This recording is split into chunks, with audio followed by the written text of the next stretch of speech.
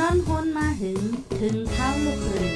ตื่นปกกันละกลุ่มพามือวันอ่ำจันเปิ้นเย้าเสียงเก้าย้ำลึกปางตึกแก่คน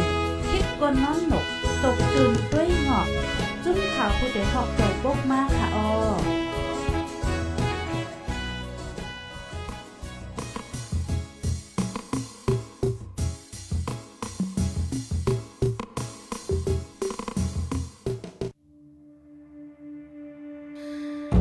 หมากแม้งฟังเรียนแลนหมากกองจื้นย่ำอันนำแตกเสกึดไว้พ้องปางตึกปึงสังกัน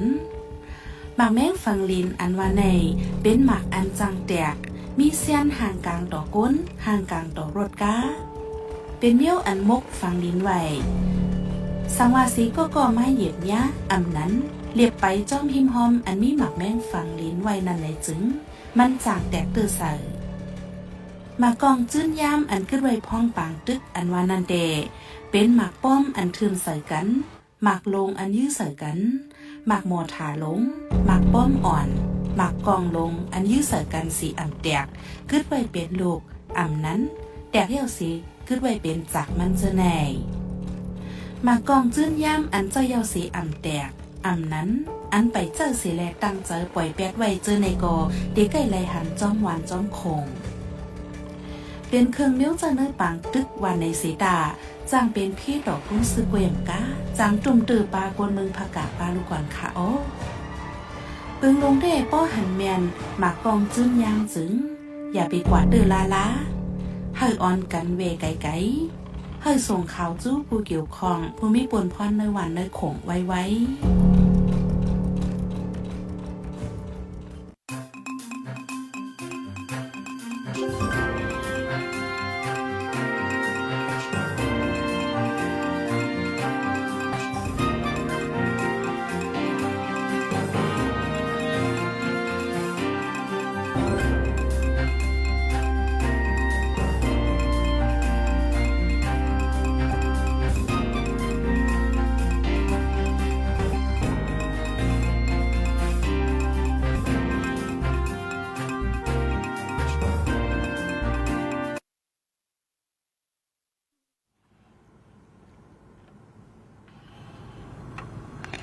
เหมือนเสียงเขา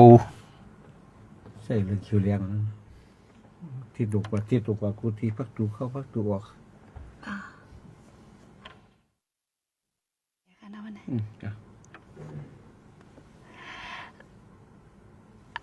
หมายสูงค่ะต้องเติมหมายสูงถึงพี่น้องเขาค่ะตั้งซิงกูก้นนะวันเมื่อในค่ะซื้อเขามาฮับยินถ่อมปัดเอ็ดปัดแห้งตีตาคงปล่อยเสียงผู้แต่เข้าค่ะแชนนิวส์นะคะเนาะอำว่าดีปิ้นตั้งทิกตอกแล้วยาวก็เฟซบุ๊กยูทูบเขาค่ะกูตั้งไหนค่ะพบทบกันนะวันเมื่อในก็แมนเนอร์วันที่18เดือนธันวาคมฟีเฟวารี2526ไหนค่ะปีได้เขาค่ะแต่ก็2/1ปักปลายเศร้านี้เลิน4:03คำดีเนอร์วันปุดเนี่ยค่ะข่าวย้ำ10 โมงจำเด็กครึ่งตั้งเมืองจึงไทยเนี่ยค่ะพี่น้องเขาค่ะเมื่อในก็แมนเนอร์ไล่กันอุบโอแหลกลายตั้งหูตั้งหันจอมโหเบากอลิไล่และฟิงแงได้เวงเก่งใหม่เฮาค่ะนะคะเนาะเป็นรายการวันปุดค่ะเมื่อในได้ก็อำไลมีการงานอีสังนั่นแหละก็มาแมนจอมข้าวยามและวันมันนะคะอยู่ดีละเซเข้ามาถ่อมยินในจึงต้องตักมาจอมไรค่ะเมื่อในก็ไล่ใส่โหคอไว้เมานะคะเนาะข้าวยามและเงาไล่นะคะก็ตีป้าไหลลองอยู่ค่ะเนาะข่าวเงาเจมเอาในเมืองดอกเมืองเงาไล่ไหลตีไหลตั้งเจมเจนค่ะสังพี่น้องเฮาค่ะเข้ามาถ่อมยินมายักเยี่ยมมาตุยปันแห้งไหนจึงก็ย้อนดังใจแถมจะไล่ใจแช่ปันค่ะนอนหนังหื้อเจอตีอ่ำไปหันแมนตีไรหันย่าไหนค่ะมังเจอก็นานหันนั่นขนาดเนาะเพราะว่าหันก็ตกลื่นย่อมตั้งไรถ่อมเป็นกว่าเจ้าไหนค่ะก็เวอร์เจนนั่นแหละก็สังพี่น้องเฮาค่ะใจแช่ปันก็เตงินจมติเตวะไหนค่ะหรือเซนั่นเหมือนเจ้าหนังตั้งหันถึงคออันไข่อุบโอค่ะนอกูอันกูมิวไข่ตองไข่ถามไรสังอ่ำนั้นไข่เรียกลายตั้งหูตั้งหันเจ้าไหนค่ะนอก็ต้องตักมาไรดีนะคอมเมนต์เฮาค่ะยินหลีหับตอนอยู่กูก้นไหนค่ะข้าวยามก็แต่ว่าถึง11 โมงเฮาค่ะก็ได้อุบกุมกันกว่านะคะเปิ้นนั้นได้ออนเอาพี่น้องเฮาค่ะกูก็กว่าต้องตักจอมโหบ่เฮาค่ะดีเนอร์ตอนรายการวันเมื่อในเสียก่อนค่ะเมื่อสูงค่ะค่ะเมื่อในได้เฮาค่ะก็มาหบทบกันเป็นดินเนอร์วันปุดค่ะเนาะค่ะค่ะ เมื่อได้แต่วันพุธก็เป็นวันพุธแล้วเมื่อได้ก็เรือนที่สองเนาะเข้ามาคึกเรือนเนาะไอ้กลับไว้มันจันทร์หูสังปีใหม่ในปีใหม่พวกแล้วก็หมดกว่าเรือนเนี่ยบนทีนึงเนาะเดือนจันทรีหมดกว่าเข้ามาเรือนที่สองเฟบรุรีในก็ยาวทั้งครึ่งเดือนเนาะใช่ค่ะอ๋อก ำกว่าได้เสียงกำมันก็ปีใหม่ในมาเที่ยงก็เขาก็อยากกวนเขาในมันก็อายุเป็กสมบากูสิ่งกูอย่างเขาใจเขาเปลืองเลยก็ตัวเขาฝางข้างเขาตั้งเฮ็ดตั้งสร้างเขาเท่านั้นมันก็เปลืองกว่าซ้อมวันไหนวันนั้นจังว่าเขาขาดใส่ไว้หัวคล้องว่าข้าวยามแหละเงาลายแล้วก็พี่น้องเขาผู้เลยทอมยินซ้อมแล้วก็จงตักอุบโอปิ่นไปเรียกลายมาซ้อมขออะไรหรือสีลองอ่ำใจเป็กสมบาอ่ำใจลองข้าวยามแหละเงาลายไหนก็ลองต่างซื้อต่างเปลืองแล้วก็ถามมาลาดมานี่น้ำมาปั่นแล้วก็ยินดียินชมค่ะค่ะก็เหมือนจึงว่าค่ะเนาะเงาลายแต่ก็ดีมีหลายลองค่ะเนาะในเมืองเขาจึงในก็เขาเงาก็มีหลายมิ้วนะคะอันหันอยู่เนื้อข้าวคิ้วหลายวันไหนค่ะเนาะก็มีจึงคือก็อุบโอมาไหลนะคะออมังตีก็เขาค่ะเต็มหันแม่นก็เต็มมีนั่นขนาดเนาะบางปอดบางตอนบางปื้นตีแล้วเมืองใต้เขาค่ะนั่นเนาะบางทีได้เมืองเขาได้มันเป็นเมืองรับสิ่งเมืองอันเปิ้นอยู่ตั้งดอกหมันเมืองไทยได้มันเป็นเมืองอันเปิดไว้มันแรงไว้เอาหลายว่ามันเฮ็ดสั่งแล้วก็เมืองตั้งดอกบริหารก็บ่ได้นั่นแหละเกี่ยวกับลองปางเลือกตั้งเขาอันเขาเฮ็ดเยาวกว่าเมื่อวันที่8ได้ไหนเปิ้นก็อุบลือกันนำเตะเนาะลองมันซื่อใสว่าโปร่งใสว่าซึ่งจังปางใสว่าซั่นไหนเพิ่นก็เป็นเรื่องเป็นเล่ากันเป็นคดีกันเนาะฟ้องร้องกันเอาเรื่องเอาเล่ากันใช่ไหมเตเป็นหือได้ก็ไปฮู้กันลงปองซึ่งได้ก็เตจุบในอันเลือกมาเมื่อวันที่8นั่นเตตั้งไล่หือจังไล่หือเวลาก็เตถูกยุบ8ได้แลเฮาเลือกตั้งมาหือนี่ก้อยกาจังหือหลีลงปองซึ่งอันรักษาการไว้อยู่ในวันที่22ได้เขาก็เตมีแทงบางตีน่ะเนาะบางหน่วยเลือกตั้งแล้วก็แต่ไรขึ้นเมนนับคะแนนหมาย5นับหมายมันหมาย5อำนาจก็ตีเลือกมา5แต่ก็มันก็มีก็เพราะว่าอันได้เปิ้นหันอะไรเปิ้นก็ชี้นี้ซ้อมบ่เหมือนจังในเมืองมาตั้งแต่วันที่28เดือนธันวาคมกว่า2ยาวก็ต่อมาวันที่11วันที่อย่างแท้ฉะนั้นก็เปิ้นพันนั่นน่ะคนเมืองเขาก็มีแฮงตายได้กว่าตรงตักตายได้กว่าฟ้องกว่ายึดเรื่องเอาเรื่องจังได๋มันจางเฮ็ดเนาะมันเป็นอะไรก็เป็กสมัยนั้นก็เมืองไทยก็โตนั้นเขาก้อยกะเพราะว่าเขาเฮ็ดซ้อมปักเปิงของการเลือกตั้งได้ก็นอกเมืองก็ติมเฮ็ดก่อเขานั่นน่ะเมืองไทยได้ก็เปื่อมันเป็นเมืองปังเมืองแรงอะไรเพราะว่าเปิ้นเฮ็ดก่อเขาแล้วก็การค้าการขายว่าจังได๋ก็ติมเข้ามาผมเข้ามาแล้วก็ลองเฮ็ดหากินการงานว่ามันตั้งแต่เร็วการแอวต้องเตี้ยวกว่าจังได๋ก็โคตรหายกว่าการค้าการขายแล้วก็เปิ้นก็เพราะว่าเมืองไทยกฎหมายมันเตียดเน็ตตายตัวแน่นอนให้แลบางพื้นบางชื่อก็เป็นใหญ่กว่าที่สิงคโปร์เนี่ยมาเลเซียเนี่ยแล้วก็เวียดนามเนี่ยก็มีตั้งนำนั่นน่ะคอมพานีใหญ่ๆก็โรงงานว่าห้องบริษัทว่าใหญ่ๆนั้นจังได๋ก็เปื่ออย่างในเมืองไทยซ้ำก็ยึดอำนาจเนี่ยมันก็เปิ่งกันตั้งเมืองเฮานั่นน่ะเนาะแต่ก็บ่ใช่นั่นแหละอิงแต่เงาลายจังได๋ตั้งข้าวยามได้เงาลายเมื่อเดียวได้ตั้งติกุติในเมืองใต้เฮาอันที่เฮาข้ามหุ่มขันอันที่พี่น้องเฮาคาในฮู้หลายหันแม่นฉะนั้นอยากบางอันได้เฮาถามว่ามันใช่เรื่องใหญ่ไหนมันเป็นเรื่องใหญ่เต้ๆมันจังเลือกตั้งเลือกกว่าก็ยาวในมันใจนั่นน่ะมันใครได้ว่าเปิ้นหันดำในมันใช่มันแม่นได้มีปลาโคตรว่ามีคิวอาโคตรว่าจังได๋มันผิดปักเปิงในมันผิดกฎหมายในเขาเอาเรื่องกันถึงตีถึงตานั่นน่ะก็กะสิเป้ซื่อเพราะว่าศาลก็ลงตลาดนั่นน่ะเพิ่นได้ตัดสินใจให้เขาแทงกรรมค่ะอันนั้นก็ติเลยประดุยเหมือนกันค่ะเนาะ สั่งว่าพี่น้องเฮาค่ะด้วยข่าวด้วยเงาแต่ก็ตีผู้หันจอมนึงขนาดเนาะเนื้อเข้าคิวในอันดีในเมืองใต้เฮาค่ะหันอยู่ได้ก็เป็นรอง ยามเมากำค่ะเนาะเหมือนซึ่งนางยิงสาวอ่อนซึ่งในอ่อนกันเจอยามเมากำเส้นปานเหมือนนั่นขนาดเนาะอันนี้เปิ้นฮ้องว่าแฮปปี้วัฒว่าเคว่าอีว่าใช่ค่ะอ๋อใจตื้อแฮก็ถึงที่ลูกตายให้ไหนใกล้ๆหันได้ข่าวค่ะเนาะอันนี้ก็หันมานำที่เตว่าแจ่มดีจ้อมเด้ค่ะก็เมื่อวานในไว้เนาะอันที่จังเจ้าหน้าที่ไปรักษาเรียนดินของไทยเนาะเจ้าชลเขาว่าแล้วก็เจ้าสับสิทธิ์เกตเคเรียนดินของไทยเนี่ยก็ที่ยับยี่เป็นปางยี่กันก่อนเนาะยึดเลย500,000 เมตรนั่นแล้วก็เขาเอาใส่รถสุบสมใส่ในรถสุบสมรถอันนั้นไม่เปิ้นถามว่าเปิ้นโคตรไปทางไหนเปิ้นไล่เขานะก็เปิ้นก็ไปเอาอันที่ซ่อมแดนดินอันที่ซ่อมแดนดินอันนึงว่าอันที่เราใส่รถมาในอันนึงอันนั้นมาซ่อมในเมืองอันซ่อมแดนดินเนี่ยเขายื้อไรก้นต่อยาเนี่ยตาย5 ก้อก็อันรอดกว่าได้ก็มีหลายก้ออยู่อันนั้นก็ไรนำเต้ๆนะก็เบอร์ว่ายาเนี่ย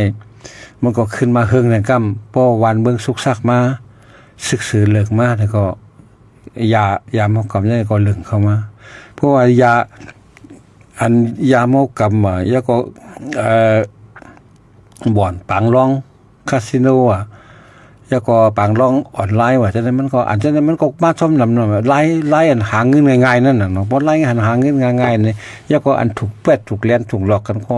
มีนำขึ้นมาก็เพราะฉะนั้นปัญหาลงอันยุ่งยากอยู่จังได๋มันก็เป็นมาหินไทยมายุมไทยลงอันนึงมันก็เตะหาเงินมันพันแล้วมันก็รู้สึกซักปั่นตรงกันอยู่ที่ในที่จริงกันได้อัน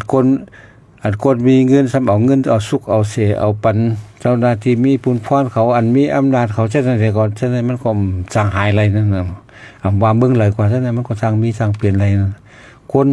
โหนาโหแกล้งไว้ได้มันก็เอาเงินปันอันโหนาฝ่ายอันเจ้าอันมีอำนาจนั่นเนาะอันหลู่ล้อมกฎหมายฉะนั้นมันก็เฮ็ดให้วันเบิ่งตกเต็มรู้แล้วก้อยกับคนนั้นมันกว่ามักมีเป็นข้อไว้มันมักมีคนเบิ่งได้อยากพืชคืนนั่นเมื่อเร็วเฮามาด้วยแนวไล่อันคนใต้เฮาเมื่อเร็วก็จำเลยต่อวัดต่อไว้ก็แท้อยู่ไว้จำต่อวัดต่อไว้แทงอันนี้ก็อันนึงนะแต่เลยหาเงินมาต่อแล้วก็เสียงก้ำก็เป็นหมื่นปลาย20,000เนาะจะในปีนี้ก็ก้ำกล้วยเหมือนทั้งวันเมื่อไงนั่นน่ะอยู่บ่เชิงเข้ามาเลือนปลายครึ่งอ่ะจะในห้องมันอันนึงแล้วก็อันคนใต้เฮาอันหาเงินย้อนเปื้ออันนึงได้ใต้เฮาได้มันเขียนอีกนึงก็ว่าเป็นลูกจ้างเพิ่นอะไรเพราะว่าเลิกการเลิกงานเนี่ยเพราะว่าใกล้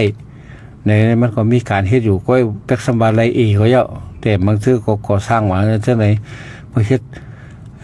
การใหญ่การดงซ่อมปล่อยไปสัจจะก็มีใหญ่จังได๋มันก็สร้างตกการตกงานก็เพราะว่าเกี่ยวกับการสร้างตึกสร้างตาว่าการมีเงิน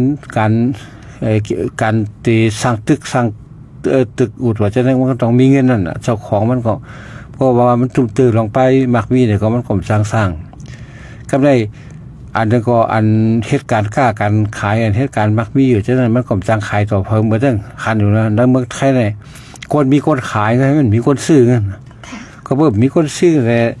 จากไรไอ้หลวงปองซึ่งต้องจ่ายมันครึ่งอันว่ามันต้องหลวงปองซึ่งเบิ่งได้ก่อนเนาะเมืองเฮาแท้มันมีหรอเมืองได้แต่เพราะว่าเมืองได้เพราะว่าเป็นคนไทยเขาในเรือนนึงเขาได้จอยบรรดาหลายพันเนาะ 2,000 2,500 2,400อะไรจังได๋พวกเฮาก็จ่ายก็ซื้อของนี่ก็พอเฮาซื้อ20 บาทเนี่ยเฮาจะได้จ่าย10 บาทไว้เขาคนละครึ่งแล้วก็ครึ่งแล้วก็ลงปองถึงสายพันในนั่นน่ะต่อถึง เดือนนึงก็2,000 ปลายนั่นแหละอันนี้ก็เขามาเฮ็ดเอาเงินมาปั่นให้คนได้ซื้อได้จ่ายกันพร้อมกันก็พอมีคนซื้อมีคนขายก็กำลังขายต่อไปเพราะฉะนั้นได้ว่าวันเบิ่งก็ตกเต็มลงอันโครงการโรงงานดีๆก็ฝ่ายนึงก็กฎหมายว่าปักเปิงของฉะนั้นมันดิมเย็นดิมเศร้าอะไรเปิ้นก็ค่ายกว่าเมืองนอกค่ายกว่าที่เมืองกันกัดเย็นอีหยังก็เอาโคตรเท่านั้นมันก็ ปลายหาที่กัดเย็นเหมือนแต่เขาก็เหมือนกันลูกที่เมืองเลือดเหมือนค้อนเมืองใหม่ปลายมหาที่กัดเย็นแต่เขาว่าเมืองไทยกัดเย็นแล้วเนี่ยว่าพุ่นตามเมืองเขาก่อนเขาเมืองไทยกัดเย็นเพราะว่าพุ่นตามเมืองเขาได้เลยไปแคมป์แล้วก้อยกาเพราะรู้จักคนไทยเนี่ยมันก็บอกว่าท่านเตรียมที่สุดนั่น โอเค ลองคู่ค่ายที่สุดว่าเขาว่าก็เลยพอมาด้วย GDP เขาก็ตกเตรียมเมืองมาแทงกว่าเมืองไทยเมื่อเดียวนะก็เพราะฉะนั้นการมักมีว่าจะได้มันก็คู่ค่ายขึ้นนิดๆเนาะสังว่าเงาลายมันก็เรียกลายซ้อมคู่มือคู่วันเหมือนจังค่ำล่ะกูบอกบาทนึงหูเฮงมันก็สามารถต่อถึงว่า12,000แต่สามารถ7-8,000นี่ก็แสนตั้งเขาได้บ่นับเงินตั้งเขาได้เป็นแสนหลายแสนหลายแสนก็เพราะฉะนั้นได้เงาลายมือได้มือข้าวยามมันแหลกลายในตัวเขาก็โดนแหลกลายซ้ำมืออสถิติมือเขาวิ่งมือเขาเรียนกว่าพอเพิ่นเรียนไว้เขาก็จะเรียนแล้วเหมือนจังเขาหอรถอยู่เนื้อเส้นตั้งหลงนั่นน่ะพอตั้งหน้าเขาหอไว้ก็เขาก็จะเลยไว้ซ้ำเพราะเขาไว้ก็ตั้งหลังแต่มาต่ำเขาก็ไม่ใช่เลยมือข้าวยามแหลกลายในตัวเขาก็ถูกแหลกลายซ้ำมือข้าวยามมันปีนกว่าตัวเขาก็หลบลายปีนซ้ำเพราะว่าข้าวยามมันปีนกว่าในเงาลายมันก็แหลกลายเมื่อครูบอกเหมือนจังว่ามันก็เมื่อครูบอกเขาเงินร้อยเนี่ยแกก็กินข้าวซอยใน20 บาทในอะไรกินอะไร5 ก้อนนั่นมาเดี๋ยวร้อยได้ก้อนเดี๋ยวไว้พวกกำน้ำกำน้ำพวกน้ำหวานน้ำเย็นนั่นโป้ยพวกน้ำส้มน้ำหวานว่าชอบยังไงเขาซอยหวานก็7-80เลิกอัน4-50เลยนะก็มันก็ต้องเตะอิ่มมันอาจจะได้พวกเอาอิ่มมาได้2 บาท 5เลยคือความแต่เดี๋ยวนั้นมันก็ลงก็สมการมันถูกอยู่เหมือนเก่าก็ของมันลงตั้งกินตั้งย่ำกูสำกูเรื่องก็ได้พวกของลงดอกก็ได้พวกเงินมันทำมีกาเงินมันอันเท่าไรนั่นก็ซ้ำไรเหมือนเก่าก็อันใส่ซ้ำหรือเก่าเหมือนจังร้อยใน3 ก้อนนั่นโป๊กินวันเลยก้อนหนึ่งก็เขาว่าก้อนในร้อยนั่นโป๊กินพออยู่ในเมืองไทยก่อนแล้วต่อวันในตอน100นั่นโป๊ว่าเหตุการณ์วัน300เนี่ยนะกำลังอ่านพวกขัดอยู่คออยู่เพื่อนเนี่ยมีลูกมีเต่ามีลูกเขาห้องเฮียนเนี่ยอาจจะได้เหตุการณ์3 ก้อกิน2 ก้อก็จานนะหมดแล้วเนี่ยพอเฮ็ดก้อกิน3 ก้อมันใครไรเอาใช่ค่ะอันในบ่มาตุ้ยในเมืองไหนก็ใครเหมือนกันค่ะเนาะเหมือนจังบ่อยู่ดีเมืองเฮาได้ดีว่าก็เหตุการณ์เมืองไทยแรงเงินเลินนำประมาณนับเงินเมืองบ้านก็1 เลิน15 แสน 5 แสน 5เนี่ยก็กาประมาณตุ้ยการจะจ่ายมันก็สูงจอมนั่นขนาดเนาะมันเหมือนกันตั้งว่าอันคนไทยเฮาลูกเมืองเฮาได้มาเหตุการณ์เมืองไทยเมืองเฮาอะไรเงินเหลือนเมื่อกูปักสั่งกันปาดเข้าวันออกวันหาเหงแต่เดี๋ยวได้มีไฟเฮ็ดระยะวันหาเหงเมื่อกูปักสั่งกันปาดเข้าก็ได้เพราะว่าเหตุการณ์เมืองไทยในวัน300ในลำหนาวเพราะวัน300เนี่ยมันจังรัดกว่าเมืองไทยนั่นว่ากาไอ้สั่งบ้านว่าเขาซอยหวาน6-70บ่ก็เลยมีไต้โก้อยู่ที่อเมริกาเขาก็กว่าอยู่อเมริกากันเลยเขาถามว่าเขาจะได้ก็แคบหน่อยเงินดอลลาร์เนี่ยดอลลาร์เขาก็ไล่เขาเงินไทยก็30 ปลายก็เขาใช้จ่ายก็เหมือนเขาก็เหมือนกันเขาการใช้จ่ายก็สูงเหมือนกันนั่นนะเพราะเขาใช้บาทนึงเลยเขาก็ใช้บอก30 บาทมันก็จากได้กาวจากใครเป้งกันเพราะเขากินข้าวบอก70 บาทเนี่ยเขาก็เต็มบอก$2 $3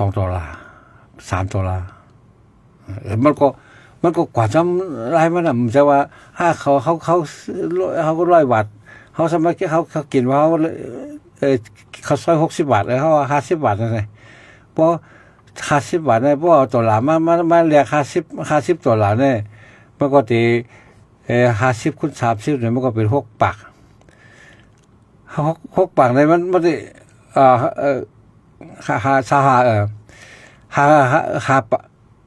2 ปาก2 แห่ง 5 ปาก2 แห่ง 5 ปากแล้วกินข้าวซอยหวาน70ได้มันใจหรอกินที่เขารู้จะเอา$มากินที่ไหนนะแต่เงิน$ก็กินที่เขาพอกินที่เขาก็ต้องบอก 2-3 เดือนก็มันก็เป็นกับ7-80เฮานี่ อ่า ก็บ่ได้แหละเพราะว่าอันเฮาไหลถ้าเป็นเงินตัวหลายอันจ่ายถ้าเป็นเงินมาเนี่ยเกี่ยวโทษแล้วเราจ่ายเป็นเงินบาทเงินลาวเงินไทยได้เกี่ยวหนาว อัน ยอดนั่นเนาะทีไรมันก็กึ่งซ้อมทีนั้นอันเหมือนเรื่องลองกินลองใช้จ่ายว่าลองอยู่ลองเศร้าว่าเฮาขาดเหมือนเรื่องเขาซื้อรถกัน2-3 หมื่นเฮาซับซื้อเป็นโหแสนพวกเขาเอาเงินเอาโหแสนแล้วก็ซื้อเขาลำไรนั่นน่ะ2-3 หมื่นเขานั้น1 หมื่น30 หมื่นแล้วล่ะล่ะจังไหนมันก็เปิ่นกันมันรายจ่ายมันก็ขึ้นจอมปืนตีมันเหมียนจอมตีมันนั่น ใช่ค่ะอ๋อก็เลยนำก็อันได้จ่ายก็นำนั่นขนาดเนาะเหมือนว่าค่ะมันเรื่องกว่าหามึงมื้อนี้มื้อจ่ายมึงเฮาเนี่ยแล้วก็ทางแค่สั่งถูกอีดกันนะ มันเพราะเอาเงินมันหอบเงินมามันจะเฮากว่าแต่กว่าจะเฮ็ดวันเดียวอะไรเงินมาเป็น60,000 60,000เนาะ ค่ะ แต่ที่เลย60,000 60,000ก็มันเก็บแบบไรบ่เมื่อเขาเก็บเมืองไทยเนี่ยเขาคนอยู่เมืองไทยได้แต่ฮู้เลยพอมีเงินใน500,000 600,000มื้ออันนั้นมันถึงไอ้บ่กันน่ะมันถึงไอ้บ่มันก็เฮ็ดซ่อมใช้ซ่อมกินซ่อมทำกาห้องกาเช่าหอเช่าเฮือนกาคาดหอคาดเฮือนว่าคาดห้องว่ากากินไว้บ่ได้กินซ่อมกูวันน่ะผมจะว่าอะไรเขาว่าอะไร300ก็เก็บไว้300 10วันก็ 3,000เอาเงินกำไร 3,000 น่ะเมื่อจ่ายมื้อเฮาเนี่ยก็นำก็กาตัดได้ 3,000 น่ะเขาสำรวจได้กินซ่อมกูวันนั่นน่ะมันจะกินหลังพวกหมอได้ 3,000 น่ะมากินมันก็หมดกว่าซ่อมของมันนั่นนะ ใช่ค่ะอ๋ออยู่แล้วว่ามันก็กำจังมื่นค่ะเนาะมื้อนี้ได้ว่ากว่าแฮมอก 2-3 ปีได้อยู่เป็น10 ปี 20 ปีค่ะเนาะ ในเรื่องไม่ก่อนก็เมื่อมันไรมันถึงไอ้พวกนั้น ค่ะที่เต้มันอันนี้ก็หยาบเมี่ยวค่ะเนาะเหมือนซึ่ง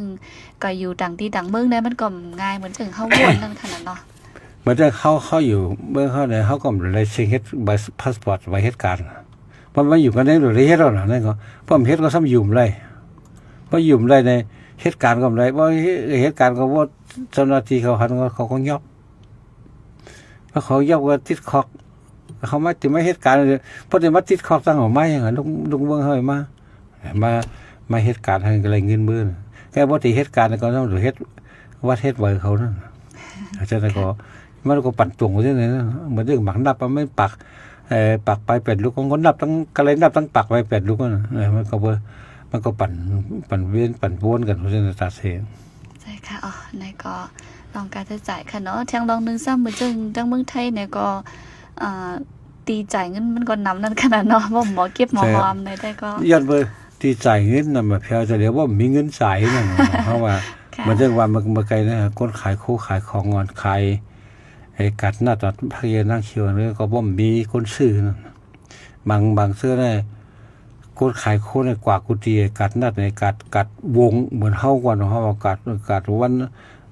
นั่นวันไหนกัดวงเฮาก็ปั่นกว่าก่อนกับเขาจะก็เมืองไทยก็เพราะว่าแต่ป้ายกวนกว่าซื้อป้อมมีกัดในใดกว่าซื้อในห้างในฉะนั้นก็มันก็ได้ซื้อการนั่นน่ะผักกาดปีโหเนี่ยเพราะว่าซื้อในห้างมันตก30-40อ่ะเพราะซื้อในกาดเนี่ย10 บาทเนี่ยก็ไล่นะกาดนัดนะก็เพราะฉะนั้นเขาก็หาเงินขายทิ้งหาวันก็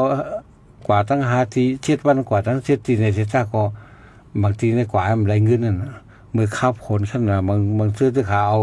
ที่เกิดมาเพจโคเขาไว้ผลล่วงไว้ก็ได้ขายให้นั่นขึ้นจอกปอกขึ้นเนี่ยนั่นมีตั้งนำเพราะในก็วันในการหากินได้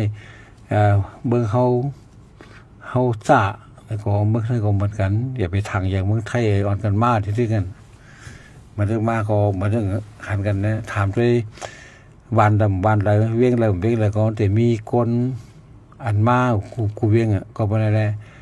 ก่อนแต่มาได้ก็สอบกันด้วยถามกันด้วยเนาะเป็นกว่าเมืองไทยเขากว่าเมืองไทยเนี่ยมันใจไอ้กำมากำพองมา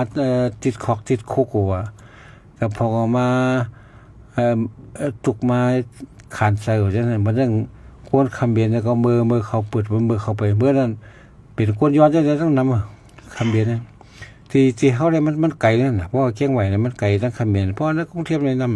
ำก็ในคนย้อนในเมืองนี่เขามีแกล้งเขามีโปรเลี้ยงเขา อลิงเขาได้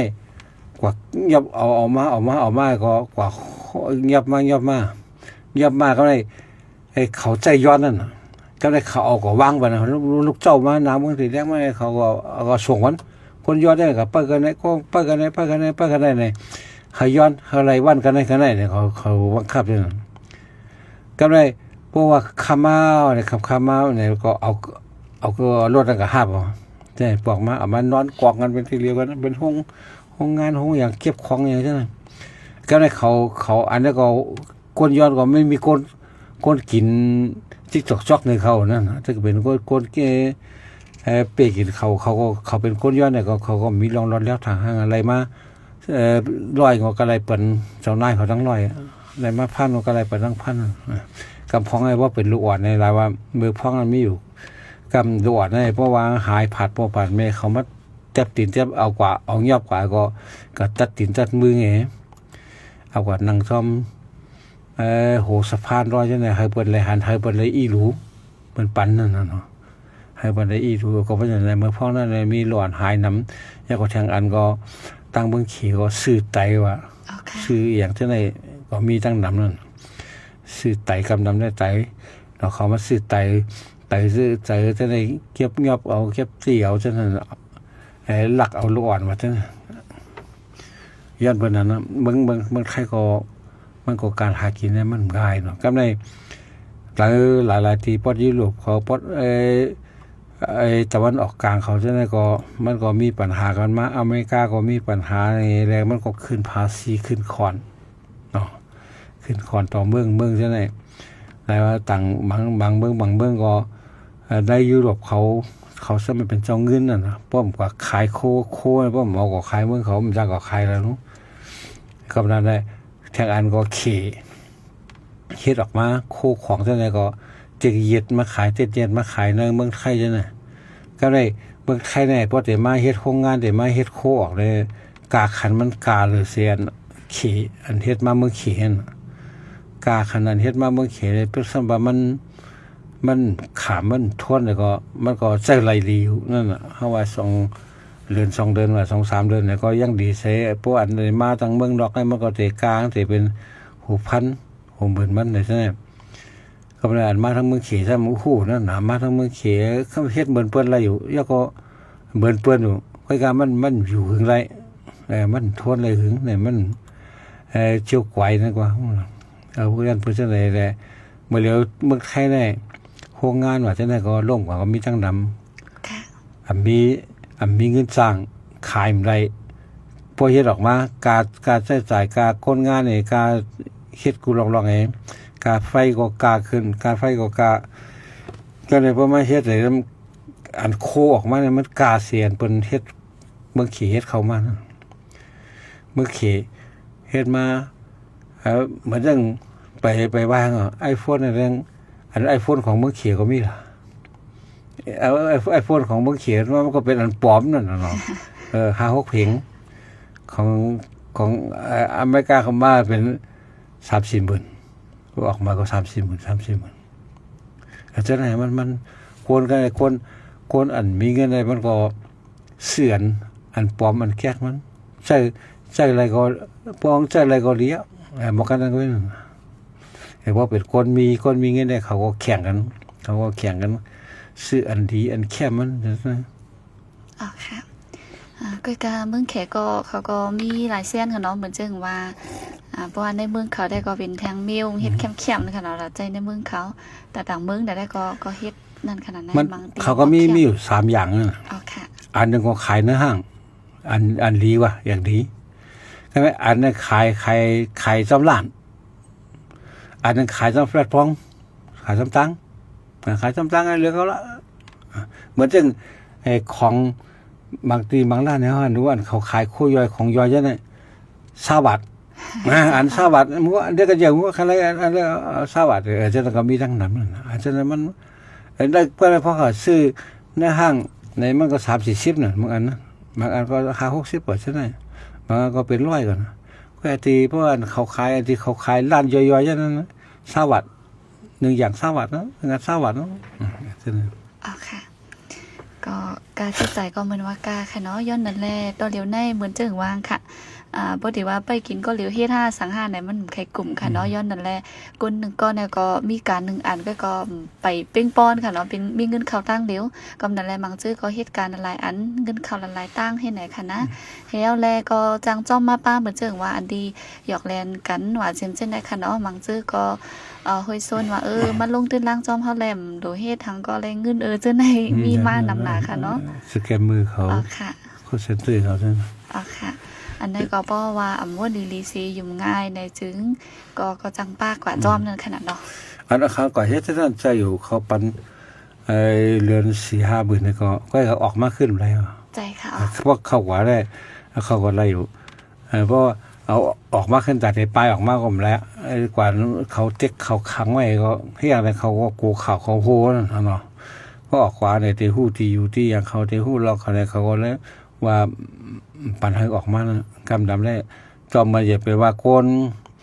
นในเมืองใต้เขาก็ล่ะต่อคนไทยก็ยากกินคนไทยอันยากกินเนี่ยก็เฮ็ดกับมีอยู่กับจมหูติดยอบถูกปนยอบตะคิเลกันก็มีทั้งนั้นมันอย่าว่าสังในเกเรียนลิ้นในค่อยตะคิเลกเนี่ยเหมือนตั้งเขมรก็ตั้งกัมพูชาก็ซ้ำเรียนลิ้นทั้งไว้ก็ว่าเขาจะได้เหมือนตั้งหันมาสแกมเมอร์เขาคอลเซ็นเตอร์เขาจะได้อันที่หลักสุกสักนะเหมือนทั้งแมวตีว่าซ้ำเรียนลิ้นใต้จะได้มีซึกมีเสือจะได้อันไม่ต่อมาถึงตั้งเขมรตั้งกัมพูชาจะได้ว่าเขาอยู่จะได้ก็ล่ะเขาไม่เฮ็ดจะได้กว่าเขาแค่มาเด็กเขาตั้งได้เหรียญดินของไทยในนอกเหรียญดินของไทยน่ะตั้งกัมพูชาเนี่ยตั้งในเมืองมานเนี่ยตั้งเมียวตีเนี่ยฝั่งตั้งตะคิเรียกเนี่ยมันก็กว่าเฮ็ดตั้งพูดนั่นก็ได้เพราะว่าปัญหาที่มันเนี่ยมันไปอยู่ซ่อมเหรียญดินมันไปอยู่ตั้งอะไรก็ง่ายนั่นน่ะไปกว่าเมืองลาวไปกว่าเขามาเมืองไทยว่าอย่างเช่นไหนมามีถึงเมืองไทยมาสวมไว้อยู่ในกรุงเทพได้ในเฮือนดีๆตึกใหญ่ๆจะได้ไม่ช่างน้ำอันเขาห้องว่าชิ้นเท่าว่าซั่นค่ะฉะนั้นมันเป็นอันลูกนี้เมืองขี่มากำนำนะต่ออันที่เกิดมา1027แล้วก็ย้อนเปิดสแกมคอลเซ็นเตอร์แล้วก็เหมือนยาก็อันไหนปังลองออนไลน์ไหนเนาะแล้วก็คือมันยับไปได้กูก้างยับไปได้เบื้องล่างของยับไปได้ต่อถึงมาเป็นเรื่องเป็นรังมาทางกูก้างว่าเมืองปุไตปอดของสังสุกซักขึ้นมาในย้อนเปิดเส้นไหนก็อย่างก่อนนั่นค่ะอันในวันหลังได้มาบ่ตุ้ยค่ะเนาะก็หันมันจึงอเมริกันเมืองไทยเมืองเขตจึงเนี่ยก็หันเที่ยวมวยอยู่ค่ะเนาะก็กะ มันกลุ่มหายแค่เหมือนกันดังยามโกรรมเลยค่ะเนาะมันใช่ไหมมันหายเหมือนจังหวะนั้นน่ะในอันตัวใหญ่ตัวโค้งมันอันในสแกมเมอร์ว่าในคอลเซ็นเตอร์ว่าจังได๋มันจังอันอยู่อันเข้าหน้าเมืองไทยนี่เฮ้มันเข้ามาได้ล่ะก็มันก็มีเงินนั่นนะมันก็หาช่องทางไว้เนี่ยเอาเงินปูเงินหวานเงินเสือตั้งนี่แหละเข้ามาเหมือนจังว่าหันมาเฮ็ดวัดเฮ็ดว่าไทยปลอมว่าจังได๋ก็เพิ่มเฮ็ดปานใดรู้หรือสิคนอันมีอำนาจเท่าไหร่เฮ็ดปานใดค่ะคนมีอำนาจแล้วคนใหญ่คนหลงจังซั่นน่ะย้อนเพราะฉะนั้นมันก็มีปัญหากันนะในเมืองไทยเขาย้อนเปิดสแกมเมอร์เขาย้อนเปิดคอลเซ็นเตอร์เขาแล้วก็บางร้องออนไลน์เขาจังได๋ใช่ค่ะกูวันได้คนอยากคนหลงคนมีเงินจะไหนก็อันเกี่ยวยุงก็มีดังดำนั่นน่ะมันหันมีเข่าจังนั้นค่ะอันในเนื้อมึงเขาก็เลยว่าแห้งไว้ค่ะเนาะอันเล่นเกมต่อรองหรือออนไลน์จังได๋ค่ะนะมือแตงได้ก็ไล่อยู่นั่นขนาดเนาะก็กะว่าเรียนกว่าติ๊กๆไหนได้ก็ซุ่มติ๊กๆที่ไหนคะอ๋อปังร้องเนี่ยมันมีคนเปิดเนื้ออะไรค่ะคนเรียนเนี่ยผัมมีไผไรปอนไรก็ขึ้นหรอปันเขาก็ปอนเดไรอยู่บางปอก2ปอกปอยก็กระถอกปันเขาขึ้นไว้มันเหมือนคนกินยาเลยเมื่อเขาไปมักได้เขาก็เลี้ยงเขานั่นพอมักมากันใครเขาหาเลี้ยงเขาใช่ค่ะอ๋ออันในเหมือนเจ้งว่าขนมบ่เงาลายวันเบิ่งกับกินกันไปมักมีบ่เป็นมังจื้อก็ใครจอมตั้งง่ายแหวก็หาเงินไรนำนั่นขนาดเนาะก้อยกามังมิ้วมันก็เป็นเส้นทางพิษเหมือนว่าค่ะบ่จะยินกว่าก็ กึดก็ขยะว่าค่ะเนาะมีกล้าขายกล้ามีเฮิรนขายเฮิรนนี่นั่นค่ะเนาะ ของเขาเนื้อเลี้ยงอะไรมันหยาบมันนะพวกคนเขามันกึดอะไรมันกึดอะไรนี่เพราะว่ากวนเขาในกูวันในที่หาเงินที่เหตุการณ์ในหาเงินในเหมือนเรื่องวันการใช้สายก็สูงอะไรวัน200-300ซ้ำกินวัน200-300แล้วมันป้อมหรือนั่นน่ะเพราะเนี่ยใครเฮ็ดอันอะไรเงินนำเฮ็ดปอกก็ปอ2ปอกก็ปอเนี่ยก็มันปออะไรนั่นเฮ็ดอะไรพอเฮ็ดอะไรเหมือนเรื่องคนกล้ายาเขาซะหน่อย อ่ะค่ะ เฮ็ดอะไรป้อเนี่ยมีเงินเอาป้อเนี่ยมันป้ออะไรนั่นน่ะเพราะว่าเปิ้นก็ขึ้นมาใส่เขาขึ้นนั่นน่ะเมื่อยามเฮ็ดซ่อมเฮาเมื่อมีเมื่อรวยเมื่อนั่นแหละเมื่อปล่อยไปเท่าเนี่ยกำไรมันก็อยู่ไรอ่ะไอ้กะไรเพราะเนี่ยก็เฮ็ดมันสุดทั้งปอก2ปอกเลยพอเฮ็ดทั้งปอก2ปอกเนี่ยมันก็ยากกินนะ ค่ะ การว่าอันมันไหลมาจังก็เหมือนเมืองไทยยึดตั้งงดอ่ะมันเคลื่อนเมื่อได้ไหลมาย้อนเปิดยาย้อนเปิดลองผิดกฎหมายย้อนเปิดสแกนเมื่อย้อนเปิดคอลเซ็นเตอร์ว่าเคลื่อนเมื่อในเงินเมื่อมีในแบงก์แล้วนั่นเงินหรือจังได๋ก็อันนั้นก็เพิ่นก็ยึดขึ้นหมดไว้ก็มันก็เหลือสังทั้งที่อันมีไว้เก่าๆก็มันก็ป้าก็ซ่อมเองป้อมปล่อยเฮ็ดในอย่างว่ามันก็โตมันก็ได้ตุกหน้าเฮือนก็ได้แตกลูกเมฆก็ได้เป็นน้ำห้อยน้ำห้องอย่างว่าทางอันก็บ่เร็วแน่ไอ้คนไข้เนี่ยมันขออันนึงก็ว่าคนไข้ก็ว่าคนนางยิงใครมีลูกอ่ะ อ๋อค่ะ ใครแต่งงานใครเอาผัวเอาก็เอาจนทั้งว่าใครมีลูกอ่ะเฮียไหนมันเป็นการใหญ่การดงกันแต่เลยมาเร่งร้อนนะต่อถึงพอเกิดต่อถึงพ่อใหญ่ต่อถึงพ่อเป้ตัวเนี่ยนึงข้อเนี่ยมันก็อันว่านับผลล้านได้ก็ใช่ก็กูวันนั่นที่เอาสังเล่งพอถึงเลขตัวใหญ่5-6 ขวบเลขตัวใหญ่ต่อถึงพอเป้ตัว2-3 ขวบ2-3 ขวบดูใส่กว่าห้องเฮียนว่ากว่าห้องเฮียนก็ดูใส่ใจเธอต่อถึงพอเยาเหมือนเดียวเมืองไทยเนี่ยเยาปริญญาอะไรพอที่ก็เหตุการณ์อะไรในอีสังมันมีการปันเฮ็ดนั่นปีเนี่ยเมืองไทยเนี่ยโหแสนมันอันเขาเยาสุมคูเนี่ยปอตีเนี่ยมันปอเจ้ามาก็มันก็เหตุการณ์มีการก็มีกว่าได้แต่ก็นอกเลยสิว่าคนแขนคนคัดใสเหมือนมังก็ได้มันเยาการเยาคงเฮ็ดมาก็มันก็ได้กว่าเหตุการณ์นั้นมันเยามามันเยาตั้งครูมาก็มันได้กว่าเป็นครูมันก็ได้กว่าเฮ็ดสังที่เห็นจำเป็นเฮ็ดอะไรเนี่ยมันก็เฮ็ดอันเท่าที่เรื่องการดังนั้นเลือกเสียว่าเป็นหมอเนี่ยอินจิเนียร์เนี่ยฉะนั้นไงไอ้เอนจิเนียร์ก็เพราะว่ามีชื่อเขาเพิ่นก็เสริมแล้วเหมือนจังคนหมอเนี่ยฉะนั้นได้เพิ่นก็โลนั่นน่ะเนาะห้องยาแล้วก็มันก็เป็นนางพยาบาลเนี่ยแล้วก็การสร้างก็ถูกไอ้ลุมลาคนไข้แก่กินสั่งลุมลาคนไข้คนเปลี่ยนก็กินสั่งลุมลาคนเฒ่าฉะนั้นก็หรือฉะนั้นได้ต่างซื้อต่างไม่ว่าอันนี้เป็นเหตุการณ์บางมีใช่ไหมเพราะมีเงินของกล้วยจ้างลงทุนของกล้วยนี่มันผมจ้างกับเฮ็ดปกติกับเฮ็ดลูกน้องไปมันนำลากว่าเนาะโรงงาน1ตีได้มันก็เหลือเสียโรงงานอันเหตุการณ์แบกนักขามนักได้มันก็บางตีได้20-30-40เลยเว้ยบริษัทนั่นเพราะเป็นโรงงานใหญ่ๆลงอันเหมือนเรื่องคนเมืองมานไม่เฮ็ดหรือมันเป็นโรงงานแบกขามเครื่องจักรแล้วก็เย็บเสื้อผ้าเย็บโคโหลเย็บแคปตินเย็บอย่างเช่นนั้นแต่มันก็กาแห้งถูกๆกันมันก็ไหลฉะนั้นเพราะฉะนั้นคนไทยเขาเฮ็ดเลยเนาะเนี่ยมันกึ่งร่างกายเขาเฮ็ดมากกว่าเนาะแล้วก็เรือนหมื่นปลายนะเขาเฮ็ดอะไรล่ะก็บ่ได้เพราะว่ามีเงินของกล้วยเนี่ยเย่ามาก็จะให้หยังมันก็กว่าเห็นดอกเมืองเพราะมีเงินเนี่ยบ่มีเขาว่าใน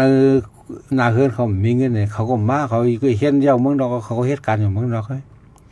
พอมาเมื่อใดพอมาได้ก็มันก็สาเหตุนั้นน่ะลงมาเฮ็ดลูกน้องเพิ่นพอเฮ็ดลูกน้องเพิ่นก็ซ้ำมันก็เลยเพราะว่าอันบางเชื่อได้พอมีเงินเนี่ยพอมีก็ลงตื่นปานนี้เฮ็ดผมนี่ขึ้นมาบริษัทขึ้นมานะซั่นอยากจะให้มันก็อยู่ไรนั่นน่ะเพราะว่าตื่นหลายมื้อเปล่าได้เพิ่นก็คั่นไรอยากก็เกียรตินิยมในเฮาว่าการน้ำกัดของมันกว่าเฮาอันจบมาอันยาวมันนั่นเป็นอีสังไหนมันน้ำกัดมันมีกะอื่นไหน กวนเป็นแสนๆเนี่ยมาแข่งน้ำกัดกันนั่นมันจะง่ายๆ ใจค่ะอ๋อ นะแต่ที่เขาดีกว่าเป็นเกรดเอเกรดว่าเกรดนี่เลยว่าเป็นที่หนึ่งลงตั้งนั่นเลยว่าเราให้เป็นเกรดเอเป็นกลุ่มแต่อันสูงสุดเนี่ยก็ไม่อยากเนี่ยมันวนดำหนาแนวแต่ก้อยกามันก็จะมีอยู่ก้อยละอ่อนอันเฮียนดีๆอันออกเขาไฟอันเขาใกล้อันเขาสงพวกกำนำเลยก้นอันเฮียนอันห้องเฮียนเนี่ยห้องเฮียนถึงห้องเฮียนเนี่ยก้นแขนมี10ก็20ก็ถึงล่ะมันจะว่าตั้งห้องเฮียนก้นเป็น2-3เพลงเลยแขนหมดเนี่ยเนาะเจ้านั่นแหละมันใจอะไรมันก็ต้องใจอะไรมันก็ใจอะไรนั่นอ่านออกเขียนอะไรเต็มอะไรหู้อะไรหมออะไรก็อยากให้พอเขียนต่อถึงปนพอมาเลือกเอาได้บางซื้อได้ห้องเฮียนบางห้องเฮียนได้เป็นคนงานบริษัทว่าอย่างนี้เขามาเลือกไว้ไม่ได้เขาว่าปันทุนปันตื้นไว้ว่าแต่เฮียนเนี่ยให้ส่งปันมันเฮียนพวกเยาว์เราไม่เหตุการณ์มันเขา3 ปี 5 ปีเนี่ยเขาก็ไม่เหตุการณ์อะไรมันเขาก็มีเงินเดือนแจ้งนะตีเอาได้กว่าเขาว่าเขาก็เช่นนั้นพวกวางเฮียนเขียนในเปิดกว่าเลือกไว้เช่นนั้นเพราะอันเฮียนหนูกว่าพ่อเด็กพ่อไงเยาว์มากเป็นเยาว์มันก็เยาว์เองก็มันก็อะไรปล่อยอะไรอย่างมากก็จากเหตุการณ์กันเลยนะเห็นเลยเสียว่ามีเงินห้องคุยมีเงินเนี่ยพ่อแม่ลงตื้นวันไหนเอาเงินลงตื้นห้องคุยไหนเปิดร้านข้าวเส้นข้าวซอยไหนตั้งกินเนี่ยข้าวพักไหนนั่นก็กำน้องพ่อมีตั้งหูสันติสันไลก็มีคนมาเทศอยู่พ่อมีก็อาจารย์ในการมองหาลูกค้าในมิชามิลนะการลุมเล่การลุล้อมลูกค้าในมิชาเหมือนเดิมพี่ต้องใต้เขาคนนั้นเมื่อวันเปิดร้านเขาเส้นข้าวซอยเนี่ยคนลงตั้งไว้เนี่ยก็อันโค่นลงว่าอันเย็บโคเย็บโคอ่ะจะได้อันนั้นก็เขามีคนงานเย็บเนี่ยก็เขาก็เอาที่เปิ้นไม้ขึ้นมาขายต่อเอาที่โหไม้แล้วก็บางทีก็ตั้งเฮ็ดตั้งสอนบางทีก็สอนเย็บที่ได้เปิดร้านสอนนั่นนะบางทีก็เฮ็ดค้างเสริมสวยนั่นน่ะอาจจะได้มันควรเฮ็ดมันนำล่ะอันเรื่องก็เหตุการณ์ในโรงงานบริษัทเนี่ยมันนำล่ะก็เพราะฉะนั้นได้หาการหยาบอ๋อค่ะอันนี้ได้ก็เมืองไหนก็เหมือนกันค่ะเนาะเยาก็เนื้อตอนกันอันแล้วก็เยามันมีอันแข่งกันนำหนาค่ะเนาะย้อนนั่นแหละลองวางเงินเลือนค่ะคือเงินเข้าก็คืออันว่านั่นบางปอกมันก็อิงเนินนำกระตั้งแขนเฮาป้านขนาดเนาะอ๋อค่ะก็มื้อจึงว่าก่อนมื้อใกล้ค่ะเนาะอันที่ว่าลองเกิดลุกเกิดล่างก็มึงจะป่านกริยาจังในแค่นหนาค่ะเนาะเขาเพิ่นมื้อเดียวได้เฮียกเลยมันหยาบกันอันถ้าว่าอันเพราะว่าอันเลี้ยงลูกแต่มันก็พอก็คือว่าอันได้เมื่อจุกเล็กนั้นแต่ได้ยาวคงเฮียนว่าแต่ได้ให้บ่ได้เฮ็ดการใช้จ่ายการกินก็ยังมันยาวล่ะลวดก็ได้แต่ให้ว่าเป็นผู้ใหญ่มาในพอถึงพอเป็ดรู้อายุ24 25ยาวคงเฮียนน่ะค่าใช้จ่ายมันง่ายๆได้รู้รวมกันอันนี้ก็ซึ่งว่าอิงเดือเข้าย่ำแรงเงาไล่ค่ะเนาะมือจึงมือปานปู่ปานนายเขาได้เพิ่นเกิดได้เป็น10ก่อว่ะค่ะ6-7ก่อใช่ไหมคะเนาะมันก็บอกได้เมืองเขามันก็มันอันนั้นมันมีไห้มีสวนมีปลูกเยอะเพราะเยอะนางเขียวมีไห้มีหน้าเนี่ยมันก็วันเมืองสุกสักเนี่ยมันก็อยู่ไรนั่นเพราะวันเมืองสุกสักมาเนี่ยมันเฮ็ดอะไรรู้หน้าว่ะสวนว่าไห้ฮะฉะนั้นมันเฮ็ดอะไรล่ะผมเฮ็ดอะไรก็บางทีก็ถูกปันยึดเอาไว้ก็มีทั้งนำผมสั่งเฮ็ดเอาผมสั่งเฮ็ดในมันก็กำพองให้มีการเฮ็ดในที่เขาเฮ็ดการด้วยเวียงเนี่ยตัวเรามึงเขาคนวันดอกซึ่งเขากว่าว่าเขาเฮ็ดการด้วยเวียงเด้อในเมืองไทยเขานะก็ได้อย่าไปว่าในเมืองไทยเมืองมันก็มีอย่างสิเฮ็ดมันมีห้องซักมีห้องการหยังแต่ว่าเมืองไทยอันนั้นจ้ะว่ามึงเขมีก็เขาเข้าอะไรเปิ้นก้นเขานำล่ะใช่ค่ะเขาต้องบ่มาหิมเขาอย่างการนี่ไปเขาได้ก็หิมเขานะฉะนั้นมันก็เพราะฉะนั้นข้าวยามมันเรียกลายเขาบ่ข้าวยามมันเรียกลายในเงาลายมันก็ปิดซะเมื่อว่ามื้อซึ้นปวดมามื้อไหนบ่ผูกอันติมาบ่ผูกนะฮะยังไปสั่งมองมื้อได้เขาเฮ็ดใครมันดีเสียเมื่อว่าอันเมื่อว่าเขาเฮ็ดผิดเฮ็ดถูกแล้วเขาสั่งเอาขึ้นมาเขาสั่งเอาอย่างมาเมื่อทั้งวันนั่นน่ะเขา เฮาลูกเมืองใต้มาเฮาออกสังมาลัยเฮาล่ะเฮือนเฮาก็หมอมาลัยหน้าเฮาให้เฮาก็หมอมาลัยนะการเฮาออกมาลัยติดเนื้อติดตัวเฮาซื้อผักซื้อโคเฮาออกเฮาหมอหักลิกหักลายหักพิงเงลิกลายเสื้อจัดของเฮาเนี่ยมีออกก็ล่ะเพราะเฮาเลยออกมาก็เฮาก็เมียงอ่ะเนี่ยเมืองในก็มันเนี่ยก็แม่ตาดีเลี้ยงตัวเลี้ยงใจก็ตั้งหู้น่ะตั้งไก่น่ะตั้งคัดใจมันอันใดกันน่ะแต่เฮามีเฮาคนเมืองใต้เฮากำดำๆได้มันจะว่าทางเลขก่อนเนาะเฮาได้เรียนสูงกันได้อันเจิมได้เรียนสูงกันได้มันก็ผ่านมาพ้นมาให้เลยเดือนสุดมามันก็เข้ามาเมืองไทยในเอาสังมาพึกก่อนนั่นแล้วเบิ่นมาตาสีเนี่ยมันรู้ใช้ปัญญาอย่างนั้นรู้ใช้ปัญญาตาสีเนี่ยแล้วก็คิงลูกคิงบังไงก็หลวงฮู้ว่านี่ว่าเฮ็ดได้จังได๋อีกนึงกว่าเฮาว่าต้องสอนเป็นปีๆนั่นน่ะเลยต้องเฮ็ดเป็นปีๆเหมือนเฮาเฮ็ดเด็กในโรงเรียนนั่นเพราะว่าตาสีเฟอร์นิเจอร์ก่อสร้างนี่มันก่อสร้างเขาจะดูออกแบบเป็นสถาปนิกว่าเป็นอย่างเป็นตัวอินจิเนียร์มันว่าแต่นะเขาเป็นคนเฮ็ดนั่นน่ะเพิ่นสั่งเลยเขาเฮ็ดนั่นน่ะก็อุดกอบทรายว่าผสมปูนผสมทรายแล้วก็พวกเพิ่นนี่ปอง2ปองอะไรมันก็ฮู้เฮ็ดกินแล้วกว่าแล้วลูกไก่ลูกคัดใส่แล้วก็อยู่แล้วก็เลยพอเขาเลยมาเขียนมาสูงๆจังจะสูงๆเนี่ยมันจังคนไทยกว่าเมืองนอกนะเขาจะปอกมาเฮ็ดขี้คาบนคอมเพลเขาก็เฮ็ดสูงหนาวเป็นทบเฮ็ดมาเขาได้สิมาเฮ็ดป้อมมีเงินเฮากล้วยกันเนาะเหมือนว่านั่นน่ะป้อมมีโรงงานป้อมมีบริษัทป้อมมีคอมพานีป้อมมีการมักมีห้องเจ้าของเฮากล้วยนี่หรือมาเฮ็ดลูกน้องบ่นั่นน่ะป้อมมาเฮ็ดลูกน้องบ่ได้ตั้งอันเปิ้นใช้เขาตั้งอันเขามองมันคือกันนะพอบางทีเนี่ยใช้เหมือนหมูเหมือนหมานั่นนะทางเรียกกันเนี่ยใช่ก็ว่าจังนั้นแหละอันเขาเลยก็เฮ็ดเขาก็ปองมาก็อันเขาได้เมื่อเขาลุกมาเขามีอย่างเขามีออกเขาเลยแหละมีตั้งไก่เขานะตั้งขี้ทีเอ็นขี้ทีแห้งเขาเลยแหละมีตั้งไก่ของเขาเลยมีออกหมูวนมาประกอบเฮ็ดพมีเผยจอยเขาเนี่ยอันนั้นเห็นเท่าหมดนี่ก็ตาปุ่นตาสีปัจจุอย่างผูกสุมเหตุการณ์โซนการให้อย่างไรบดการโซนเนี่ยเขาแค่เก่งมากนั่นคุยกับเขาอันเขาหมดเขายามเจ้าเนี่ยมันก็กำดำเลยมันก็จะเป็นลองยาสิทธิ์ยาเมืองใดๆเปิดเขาใส่ยานั่นเนาะมันมีบ่งมีเมียงดำในสิทธิ์ยานั่นได้มันจะสร้างซับเป็นตั้งเปลี่ยนก่อนเนาะว่าอันพ่นยาฆ่าแมลงใช่ไหมฉะนั้นไว้หรือฉะนั้นพวกนั้นเขาก็หลายว่าไทยเมืองไทยก็เขาสั่งมักมันไว้นั่นน่ะหรือเสียการเวียดการหามการนักการนั้นน่ะเขาคมปันมายิบคอมพิวเตอร์ว่าไม่เฮ็ดอันนั้นเขาเฮ็ดของการไปการเงินว่าของการไปอยู่ดีว่าอย่างนั้นมันร่วมได้หรือเสียนที่คุ้มไว้แล้วจอยแชมป์เลย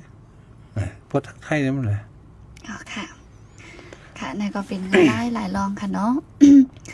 พี่น้องค่ะถามมาก่อนหนึ่งค่ะเนาะยิ่งเงินหอมดีอ่านด้วยค่ะเนาะก็กะว่าเหมือนป้อป่องใจดีค่ะเนาะใครถามลองสั่งหูค่ะ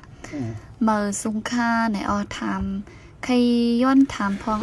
ย้อนสั่งแดปืนเอาก้นก้อนหนึ่งมาผุยในปืนตุ้ยค่ะนะคะว่าย้อนสั่งแลปืนเจอลาวเทียมสีเอาผุยในปืนตุ้ยก้นก้อนนั่นนะคะเนาะอันนี้เป็นเรื่องอันลำหูค่ะเนาะเอาหลาเจอไปมาผุยเป็นเพิ่นด้วยอ๋อค่ะเอาใครว่าได้เอาเพชร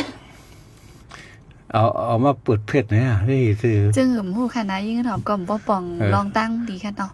ส่งมาทั้งกำเขียนมาทั้งกำเขียนมาทั้งกำเขียนมาทั้งกำนึงค่ะเนาะอันนั้นก็ต้องข่าวต้องเงาหือในขนมตั้นหูค่ะนะลองได้ใช่มาก็ได้มันเรื่องการเขาอันนั้นจะเป็นป้วนเปลี่ยนส่วนไรนั่นน่ะเราเมืองไทยมันจะตัวอย่างออกมาตีเหมือนน้ำหู้นั่นเนาะอันที่ก่อนถามมาเนี่ยเป็นน้องเป็นปีมั่วถามมันเขาไปเข้าใจว่าเหมือนเรื่องแห้งมันผิดกฎหมายในเหมือนเรื่องเบอร์วันวาเลนไทน์เนี่ยในข่าวลือๆในเมืองไทยก่อนเนาะข่าวหลังนั้นนะอยู่ได้ตีคนเหตุการณ์ที่ของวินในถ่ายห้างอัน พิธาดังนอกก้อยสู้มันกว่าเขาถ่ายเขาได้กว่าฮันนีมูนกันเลยเขาได้เขากว่าเดเขาได้กว่ามึงฮ่องกงเลยเขาเจ้าหน้าที่อันเหตุการณ์ที่คงไม่มีในถ่ายห่างเขาไว้แล้วในสมองมาเปิดในเพื่อนนั่นเพราะว่าพิธาเนี่ยมันก็ชื่อเสียงใหญ่แล้วยามเป็นหัวหน้าปาร์ตี้ของก้าวไกลให้แลน้องก้อยอัชพรอรัชพรเนี่ยในก็สั่งเป็นนางยิงอันกัดเขียนหมอมันก็เป็นอันนั้นก็ยูทูบเบอร์ว่าแล้วก็เป็นนักออกแบบว่านักก็ออกแบบได้นักเต้นได้ก็สิปลายมวนได้ไหนเกี่ยวกับลองเต้นลองยังแล้วก็อีกตั้งเป็นนางเอกเป็นตั้งนางเอกเป็นมันก็เป็นตั้งผู้เตรียมความจังไงแล้วก็มีจำกัดอะไรเฮ็ดหาซื้อเฮือนปันเมงอะไรเฮือน20ล้านปลายนั่นน่ะเฮ็ดซื้อปันเมงอะไรได้ไม่มีจำกัดแล้วก็เขาตั้งมายามแบ่งกันตั้งพิธาได้แหละป้ากัน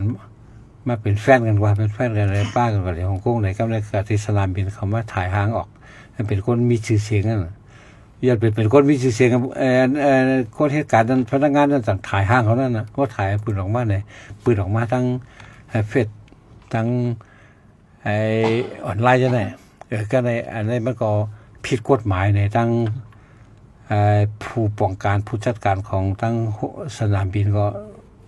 จังหวัดตีปัตตุดอันนั้นเป็นที่ไหนเนี่ยพูดนะอันใครว่าเนี่ยใครถามมาเกี่ยวกับลองเอาห้ามและอนุญาตได้กว่าเอาเรื่องเปิ้นถ่ายห่างเปิ้นอะไรมาปล่อยตั้งหลักเทียมว่าตั้งหลักเทียมมันก็จะเป็นตั้งเดชด้วยนั่นน่ะเขาเข้าใจได้ก็ติไรฟังติเหมือนหนังว่าค่ะเนาะแต่ได้ถ่ายแคบห่างเหมือนเฮาจะถ่ายเมื่อเดี๋ยวสองก็จะถ่ายห่างให้ได้มาเอาออกมาในเพจของเฮาก็เอาก้อยกับพวกมีคนอันจุกอยู่ตั้งหลังของเฮานั่นเฮาถ่ายปามันเนี่ยมันไรนั่นมันมาเอาเรื่องเฮาไรน่ะ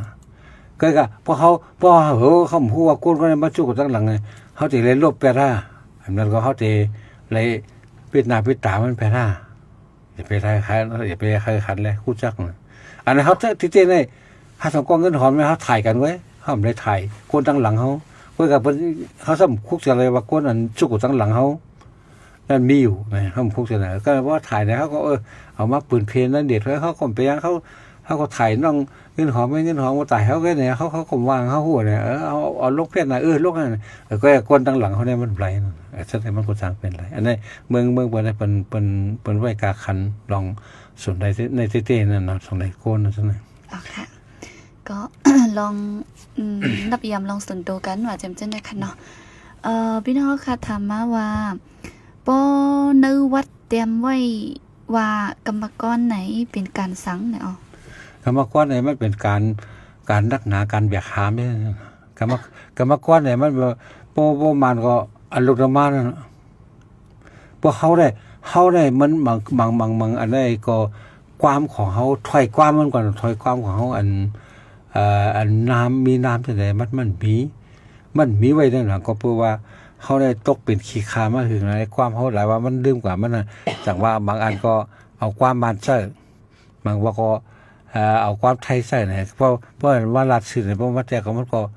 กฎเหตุการณ์นี่นะเว้ยกฎเหตุการณ์อันนักกว่ามันเป็นแห่งการนั่นแหละเพราะว่าอารมณ์มาเนี่ยมันก็กรรมกรเนี่ยก็ไปแห่งการเป็นก็เป็น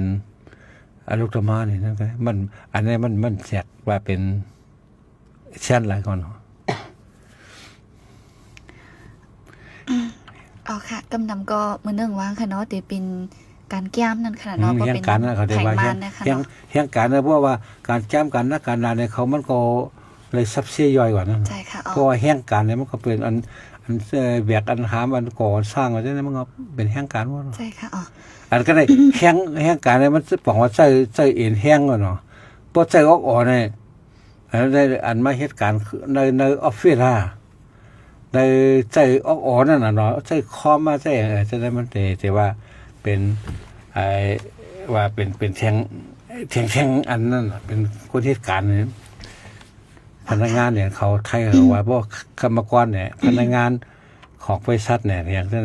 มันสิต่างกันอินนั่นน่ะเพราะไต้ก็เหมือนเรื่องมันใช้กันว่าแห่งการเนี่ยมันก็ถูก ค่ะเพื่อนนั้นเท่าค่ะกว่าด้วยทั้งอินค่ะเนาะอันนี้ก็พี่น้องเขาค่ะถามมาเมื่อสงครามผู้จัดรายการมีขอไขลัดนี้นะคะว่าลองปัญหาดูทบงาปอเล่งนายจางซื้อยูนะคะและปอแหมนะคะว่าเป็นก้นไต้เฮาหนังกันนะคะว่าซึ่งหือมูค่ะเนาะงาปอเล่งนายจางปอแหมจังนั้นค่ะเนาะใครว่าจัง อันได้ตั้งมูลนิธิแมพเขามีทนาย ค่ะ อันนั้นให้ไทยติดต่อว่าที่จังนั้นนะมันตั้งแมพนั่นนะ ค่ะ เพราะว่าตั้งนั้นเขาตั้งขึ้นมาเพื่อจะรูล้อมเปิด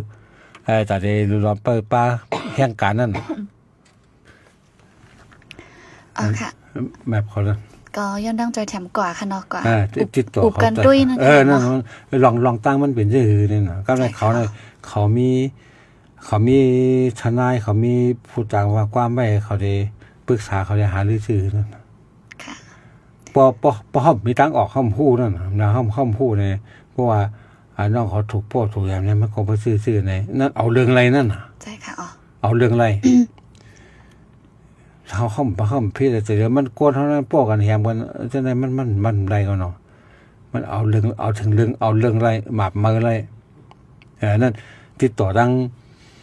อะไรมูลนิธิแมพนะ ค่ะ แมพฟาวเดชั่น อ๋อค่ะ ให้เขาติดต่อดังนั้น อ๋อค่ะ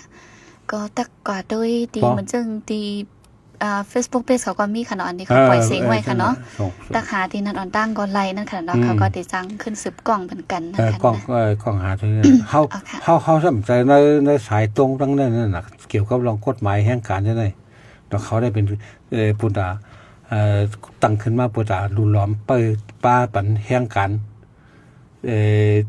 ดอกเมืองเจ้าคือในเมืองน่ะ อ๋อค่ะ อันนี้ก็เหมือนว่าค่ะเนาะเพราะว่าเขามีศูนย์เฮาเนี่ยก็เขาก็หลุดไล่เอานั่นขนาดเนาะ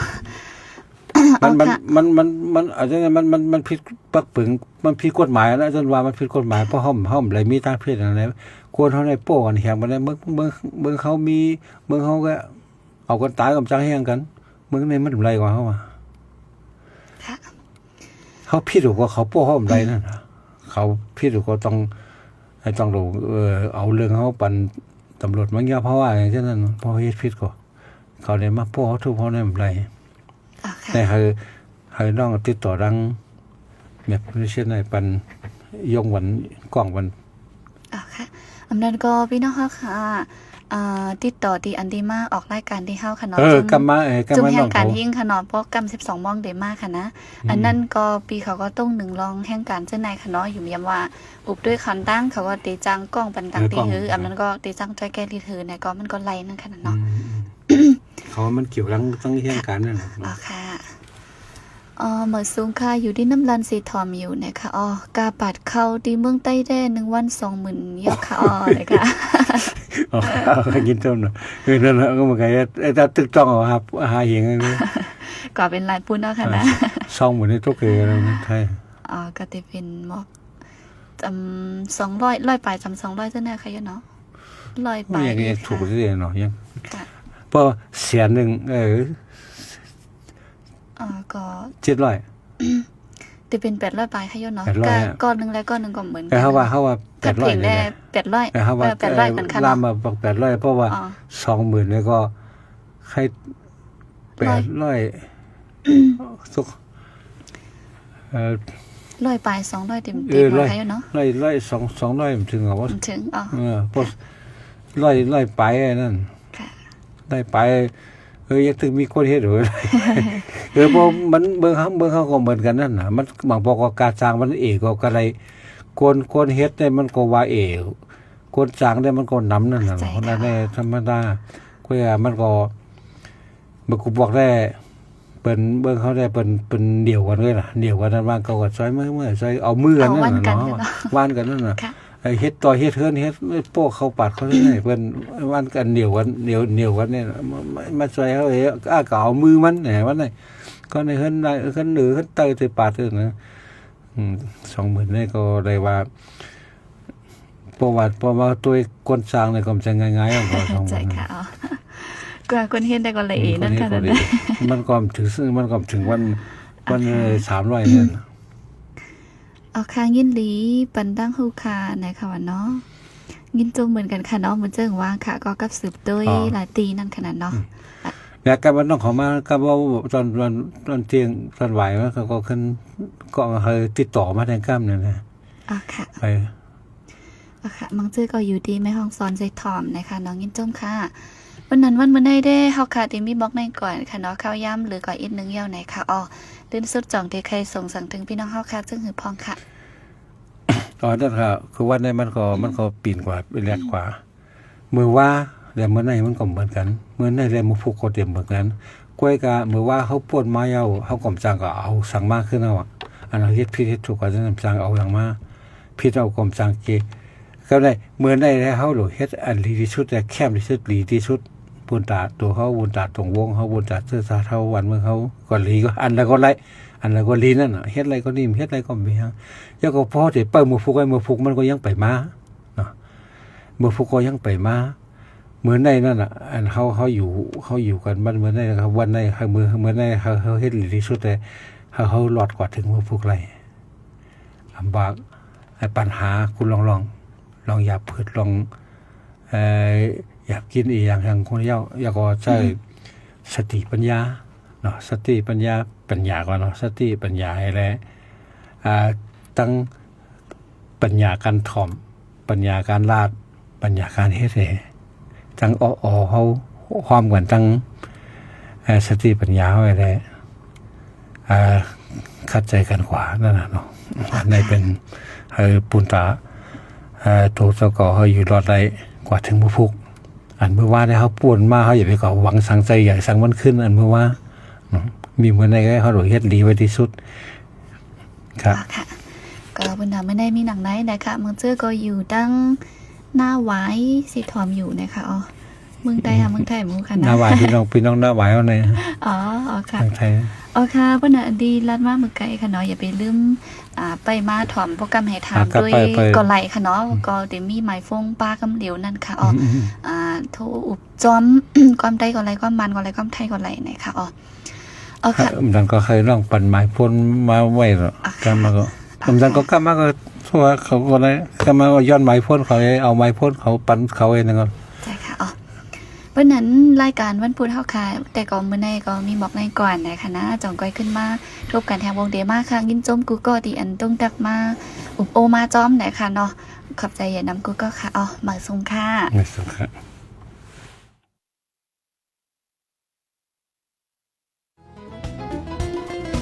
ผู้ดยหอกคานปากพาวฝากดังตู้เสียงโหใจกวนมึง SHAN Radio